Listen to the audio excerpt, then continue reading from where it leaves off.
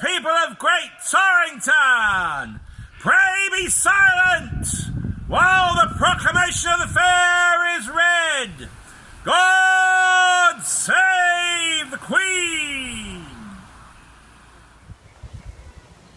Great Torrington, Mayfair, Proclamation. The right worshipful, the Mayor of this town, doth give you all notice that there is a free, virtual fair to be kept this day within this town of Great Torrington. During the time of which fair, Madam Mayor of this town, in the Queen's Majesty's name, does strictly charge and command all and every persons and person whatsoever to observe and keep the peace of the kingdom, and that all buyers and sellers do use true balances, weights and measures, and truly do pay their toll, custom, coverage and other duties as they ought to do. And all manner of victuallers bringing any kind of victuals to this fair to be sold, do see that the same be good, lawful and wholesome for man's body, and to sell the same at reasonable prices. And that all manner of persons do use and behave themselves quietly and orderly according to the laws, and do not make any assault or affray, riot, rout, or unlawful assembly within this fair, on pain of receiving such punishment as is to meet for such offenders. If any injury or wrong be committed or done to any person within this town during the fair, upon complaint thereof made, it shall be reformed according to justice, by God's grace and assistance. God save the Queen. Fellow Torringtonians, I'm sure that I speak for everyone when I say that this isn't quite how any of us expected to be spending the first Thursday in May. Many of us would have been sat in the square, eagerly awaiting the start of what many of us consider to be the best day of the year in the calendar of our great town.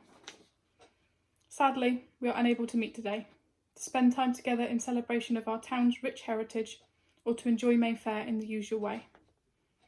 The current situation with the coronavirus pandemic is without a doubt one of the most challenging times which any of us have ever faced. And whilst I don't want to talk too much about that, I want to thank you all for understanding that the celebrations couldn't take place today in the usual way. As chair of the Mayfair and Carnival Committee, I can honestly say that after so much hard work and preparation by everyone involved, this was not an easy decision to make, but it was a necessary one. However, just because this year must be different, that does not mean that the spirit of our town has to be held any less highly. For many of us, each year, Mayfair is a celebration, a time for fun and enjoyment, and one of the highlights of our year.